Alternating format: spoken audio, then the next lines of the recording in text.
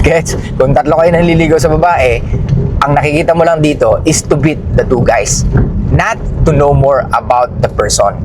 Logical ka mag-isip, pero the way how you talk to her is based on how she feels.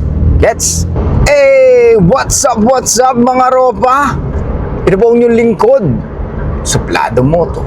Okay mga ropa, meron akong paparinig sa inyo. Pucha, butas-butas yung daan Bakit mas na-attract yung mga babae sa mga bad boy? Meron kasing data sa psychology na maraming babae ay na-attract dun sa mga kalalakihan na merong dark triad personality traits. Ito yung narcissism, Machiavellianism, tsaka psychopathy. So technically, itong mga traits na to, toxic and manipulative. So ibig sabihin ba gusto ng mga kababaihan ng toxic at saka manipulative? Yes. Hindi naman siguro. Yes. Ang nangyayari lang, yung mga dark tetrad personality traits na to, karaniwan, nagpapakita din ng certain other traits, katulad ng confidence, charisma, decisiveness. O, di gusto rin. So kasabay siyang napapakita.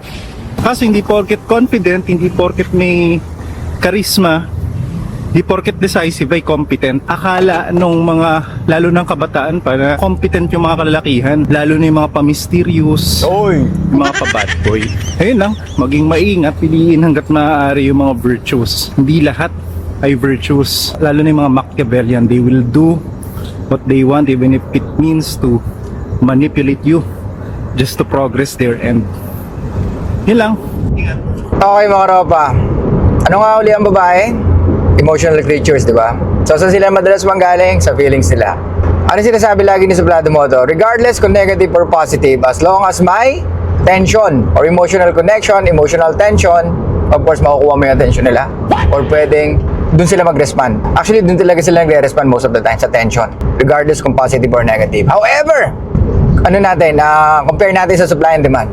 Sa tingin nyo, mga ropa, ano mas marami? Nice guy o yung mga lalaki na masasabi nyo bad boy na may boundaries or standard? Sige nga. Ano mas marami? O ito pa. Sa tingin nyo, ano mas marami? Yung babae na marunong mag-reciprocate or magagandang babae lamang? Ulitin ko. Ano mas marami? Yung mga babae na marunong mag-reciprocate o yung mga babae na ang pineplex lamang ay ang kanilang ganda? So alam natin mga ropa na pag ganda lamang ang kayang ipundar ng babae sa buhay natin or kayang iambag sa buhay natin, she's very replaceable. Okay? Madali ka makakuha at makahanap ng mga ganong babae. Hindi mo na kailangan pang maghanap kasi kaliwat kanan, harap likod mo meron yan. Hindi nawawala ng mga gandang babae. Pumunta ka sa mall, napakadami yan. Di ba? Kahit sa lugar maraming ganyan, kahit sa probinsya pa. Ang tanong lang, sino yung karapat dapat bigyan mo ng relasyon? Sino yung deserve? Or sino yung worth it na pasakitin ang ulo mo pero hindi naman sobra? Diba? Sasakit ang ulo natin sa babae kasi emotional creatures yan eh. Kailangan mo intindihin yan eh. Diba? Pero as long as tolerable dun sa pinaka standard mo, walang problema. Kumbaga sa motor, diba? Pag bumili ka ng motor, may kg na kaya niyang isakay. Gets nyo mga ropa? Let's say for example, yung TRX na lang. Sino nag-ano sa inyo TRX? Pag nag-gym, yung TRX yung hinahatak. So ang kaya nun, at least 350 kg na tao. So ibig sabihin, pag more than that, pwedeng bumigay na yung tali. Diba? So same thing sa sasakyan. So merong capacity na kaya. Diba? Kaya nga pag sinabing overload, yun na yung medyo delikado. Diba? So same thing sa atin, pag kaya natin tolerate or pasok dun sa tolerable para sa atin, then walang problema. Pero, pag hindi mo na kaya, of course, dito na yung kailangan pagsabihan mo siya. At pag hindi siya sumunod, at pag wala siyang ginawa para baguhin yun, then darating at darating yung point na kailangan mo na siyang iwanan. Diba? Again mga ropa, ang babae nanggagaling sa feelings niya. So kahit anong sabihin mo na pangit na ugali ng isang lalaki, kung nagre-respond siya sa kung anong gusto ng babae or kung saan siya parang may arousal ng emotions niya, wala kang magagawa. Di ba? Kahit na sabihin manipulative ang Machiavellian, kahit na sabihin mo na narcissistic ang isang lalaki, kung doon nagre-respond ang isang babae, ano magagawa mo? Di ba? Pwede ka magbigay ng awareness sa mga babae, pero hindi ibig sabihin susundin nila yung mga sinasabi mo or maniniwala sila agad sa inyo. Dahil ang babae, loyal lamang sa kanilang nararamdaman. Yan ang master nila, yan ang boss nila, at yan na lagi masusunod. Diba? Laging feelings sila. Kaya nga kung sila walang control sa feelings nila, sino ka para magkaroon ng control sa feelings niya? Lalo na pag nanggaling ka sa pagiging logical mo. 'Di ba? Ang babae, hindi mo dapat minomotivate based on logic. You can use analogy para mas maintindihan niya. Pero still, indirect yun. 'Di ba? Kasi pag dinirect mo ang babae, ayoko niyan. Ayoko nang ganito ka. Blah, blah, blah. Kasi hindi nakakatulong sa relasyon to. Yes, yung mga ropa, may times na kailangan maging direct talaga. Pag masyado na siyang nagiging kampante na i-disrespect ka. Pero, still, kailangan mo siyang i-motivate or kailangan mo siyang kausapin base sa kanyang feelings or base sa emotions. Kasi mas kumukunik ka pag emotions ang pinapagana mo, ropa. I mean to say is, logical ka mag-isip.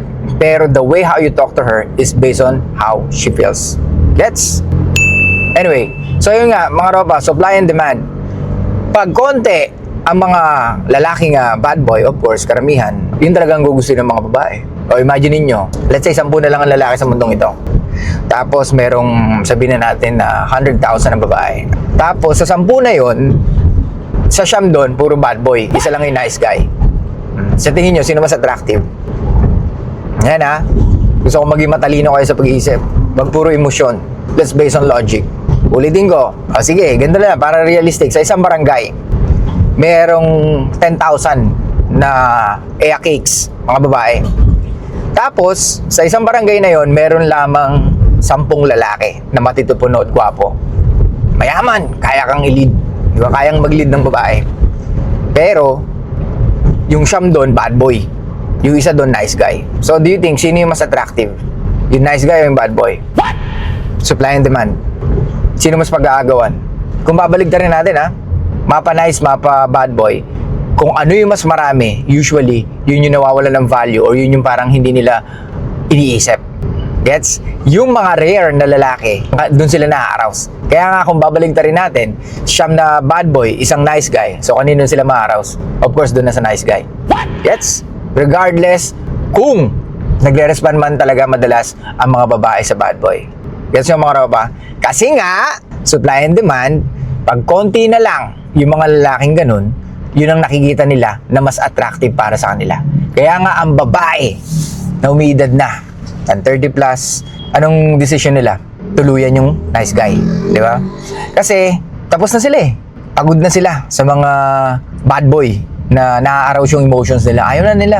So, ano nangyayari? Supply and demand. Pag isang babae na experience sa lalaki ay puro bad guy or puro bad boy, pag-end up siya sa nice guy. Pero, we cannot guarantee na talagang genuine yung kanyang nararamdaman. Kasi ang babae, of course, nanggagaling sa feelings niya, it's a matter of survival, pwedeng pinili niya lang yon or ginawa niya yon, it's because wala lang options, di ba? Pero kung isipin mo, kung ikaw, lahat ng relationship mo failure, darating at darating yung point na magpapakasiguro ka, especially sa kalalakihan, di ba? Pero madalas ka magkamali or madalas nagkakamali ang isang tao, it's because they only based on feelings. Doon tayo nagkakamali, mga ropa. Maliwanag? Huwag yung pasinin yung dark triad. Lagi yung tignan kung paano nagre-respond ng babae at saan nagre-respond ng mga babae. Kahit anong remind natin sa mga kababaihan, laging patuloy pa rin nilang susundin ang kanilang nararamdaman. Alright? Kaya nga, dapat bilang lalaki, alam mo yung nature nila and at the same time, kilala mo yung sarili mo from the core. Bilang lalaki, alam mo yung worth mo. Bilang lalaki, hindi ka dapat nag-aabol sa babae. Ulitin ko, yung kagabi na an example natin. Once na na-stimulate mo ng emotions ng babae, karamihan ng kalokohan mo or yung mga flaws mo, pwedeng makalimutan niya na. Nakatutok lang siya sa'yo. Gets? Ibig sabihin, wala na siya ibang nakikita kundi ikaw. Ganon ang feeling ng nag-chase mga ropa. Ganon ang feeling ng mga nag-chase. At ganon din ang feeling ng mga nasa May the Best Man Win. Gets? Kung tatlo kayo naliligaw sa babae, ang nakikita mo lang dito is to beat the two guys. Not to know more about the person. Wala kang pakialam doon. Actually, wala ka nang pakialam doon sa babae. Kasi ang gusto mo, matalo itong mga lalaki na to. If nasa May the Best Man Win ka. So, same thing sa mga kababayan, mga ropa. Pag marami kang babae, anong gusto nila? Pag sila yung desirable para sa'yo, mas gandang-ganda lalo sila. Kaya nga, di ba, sinasabi nila, bakit ganun? Bakit mas matapang pa yung kabit? Kasi nga, nakikipag-compete siya. Gets? Kahit na alam niya, nakabit siya, wala siyang pakialam doon. Wala siyang paki doon. Kasi nga, chine-chase niya yung lalaki. Gusto niya yung lalaki. Hindi siya nanggagaling sa logic niya. Nanggagaling siya sa emotions niya or feelings niya. Kaya nagdidesisyon siya na i-chase tong lalaki na to dahil alam niyang may kakompetensya siya. Pero kung titingnan niya at iisipin niya, Pucha, ang dami naman lalaki, bakit nababaliw ako sa kanya? Diba? Kasi nga, pag alam mong may kahati ka, alam mo na itong lalaki na to ay rare talaga. Kumpara sa lalaki na laging available at laging nandyan para sa kanya. Hindi niya nakikita attractive yung mga ganong lalaki. Yung very predictable, laging free, di ba? Ayaw niya ng ganon. Ayaw ng ganong mga kalalakihan. Ang gusto niya sa lalaki, yung either pinag-aagawan, hinahangaan ng kapwa niya kalalakihan, or at least alam niya na hinahabol-habol ng kapwa niya kababaihan. Maliwanag ba mga ropa? So anong takeaway natin dito? Huwag niyo isipin kung ano yung dark triad. Ang isipin niyo kung saan nagre-respond at kung saan attractive ang mga kababaihan. Gets? Regardless kung maka-villain ka, regardless kung narcissistic ka, gets niyo mga ropa?